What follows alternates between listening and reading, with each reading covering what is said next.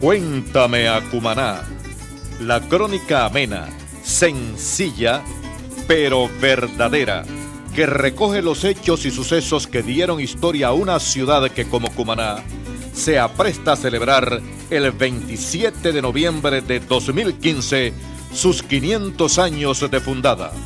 Cuéntame a Cumaná, preparando el camino hacia sus 500 años.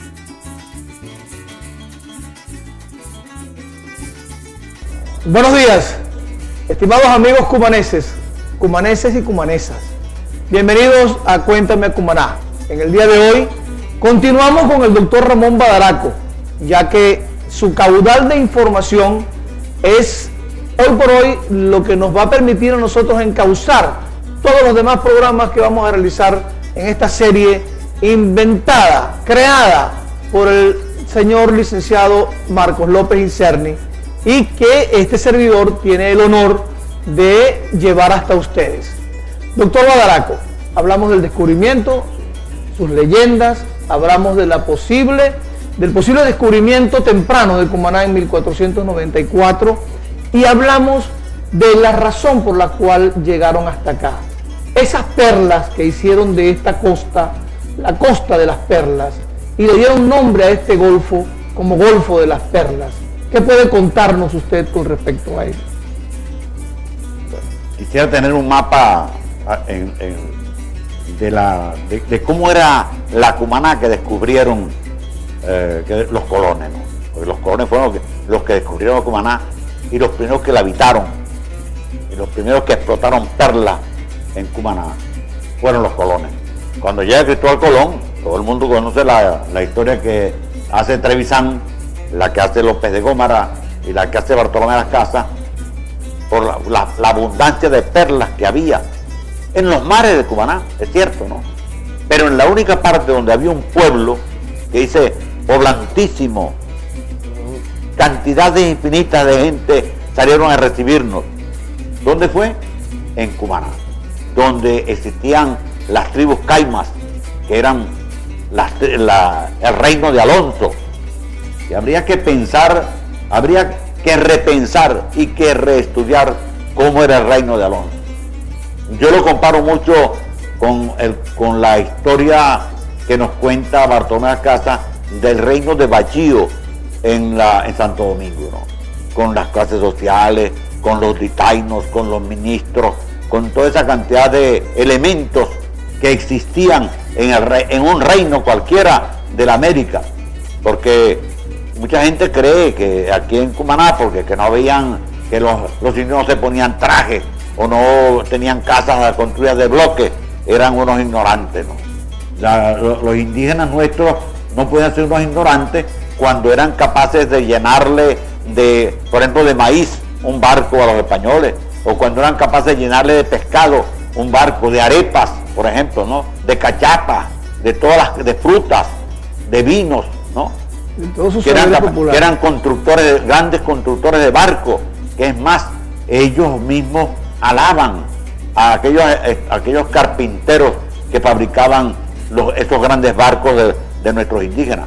No eran ningunos ignorantes, y no eran ignorantes aquellos que recibieron a los españoles y los ubicaron y llevaron a sus niños a la escuela, porque la primera escuela, los españoles llegan aquí a Puerto de Perlas, que es el primer nombre que tiene Cumaná a partir de 1494. Puerto de Perlas empieza a llamarse Puerto de Perlas porque a partir de la entrada a Cumaná de Peralonso Niño empiezan a llegar los perleros a Cumaná, porque recuerden ustedes que para 1504 Cubagua, ni Margarita, ni ningún otro sitio tenía ni habitantes, ni puertos, ni ciudades. Solamente Cumaná, porque tenía un río extraordinario. Tal vez en Margarita existían ríos, pero no había ningún río donde pudiese entrar una nave a buscar agua. No existía ningún río como el Manzanares actual, que en esa época se llamaba el río Chiribichií, era su nombre, Chiribichií, el río de los chiritos, Chiribichi.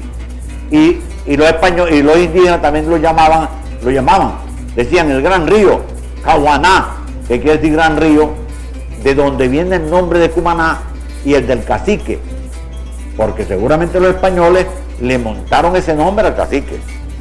Tal vez el cacique tenía otro nombre, pero a los españoles les gustó el nombre Cahuaná, que ya existía en la historia. Ellos sabían del puerto de Cumaná. Así es que ese conocimiento previo, primero del nombre, segundo de las perlas, y luego vienen los frailes, la educación, la escuela, y forman a Cumaná. En cuanto a su fundación ya un poco más formal, cuando Pedro de Córdoba vino hasta con ladrillos para fabricar iglesias y para iniciar esa escuela evangelizadora que se había propuesto en tierra firme. Y Fray Pedro de Córdoba indudablemente fue el fundador de Cumaná, como nosotros la conocemos y como nosotros lo hemos admitido, pero ya Cumaná era un pueblo desarrollado cuando llegó Pedro de Córdoba. Aquí había una fuerza española, estaban construyendo el castillo de Santa Cruz de la Vista.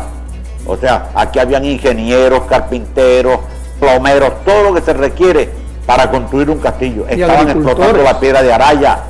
O sea, nosotros cuando entran los dominicos y los franciscanos a Cumaná, ya Cumaná era un emporio de riqueza, porque aquí estaban los señores de canoa que habitaban en Cumaná, que habitaban en Puerto de Perla, y ya el negocio entre la sal y la perla ya era corriente, era conocido en Cubagua, en Santo Domingo, en todas las islas del Caribe. Y existían parcelas en el Golfo de Cariaco y en Cumaná. Las granjas perleras se establecen en el Golfo de Cariaco. El Golfo de Cariaco fue repartido entre los conquistadores, entre toda aquella jauría de explotadores de la perla. Hasta que se descubrieron los grandes bancos perleros de Coche y Cubagua. No, sí se conocían, cómo no. Colón conocía los bancos perleros, los placeres, ellos llaman placeres de perla, que había en los mares de Cubagua y de Margarita y de Cumaná y de Araya y de otras partes. Eran cerros de perlas. Pero la perla durante milenios estuvo descargando la perla y formaban montículos. Bajaban con una cesta y llenaban cacerolas de barro de perla y las subían. En los barcos los canoeros eran barcos grandísimos y eso lo llenaban de perla. Se llevaban quintales de perla. Es una historia maravillosa, la historia de Cumaná. Solo que aquí teníamos la diferencia, el punto que marcaba la diferencia. Teníamos un río de aguas claras, muy sabrosas y abundosas, como es hoy el río Manzanares, que antes se le llamaba Cumaná. Gracias, hoy llegamos al fin de este nuevo conocimiento, de esta nueva información, de este cuento tan hermoso que nos acaba de echar, que más que cuento es una historia que nos acaba de contar el doctor Ramón Badaraco. Gracias, doctor Ramón Badaraco, por este programa del día de hoy. Espero que nuestros amigos le aprovechen. Recuerden los autores que el doctor Badaraco nombra, porque ahí están las informaciones con las pruebas que hace falta para que la verdad sea la que prevalezca. Cuéntame a Cumaná, la crónica amena, sencilla, pero verdadera, que recoge los hechos y sucesos que dieron historia a una ciudad que, como Cumaná, se apresta a celebrar el 27 de noviembre de 2015 sus 500 años de fundada. Cuéntame a Cumaná, preparando el camino hacia sus 500 años.